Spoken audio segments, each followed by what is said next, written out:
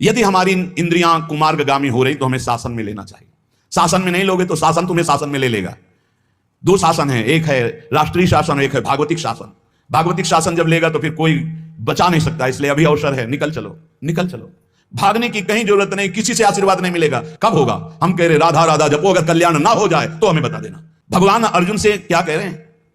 सामने अर्जुन जी खड़े हैं, कह रहे हैं तुम मुझे तभी अनुभव कर पाओगे जब अनन्य चिता सततम यो माम स्मृति नित्य सा तस्याम सुलभा पार्थ। सामने खड़े हो, कह रहे सुलभ नहीं हूं मैं, सुलभ उनके लिए हूं जो मेरा अनन्य भजन करते हैं, अनन्य चिंतन कर। पकड़ी नहीं पा रहे, लाख सत्संग सुन रहे, पकड़ी नहीं पा रहे।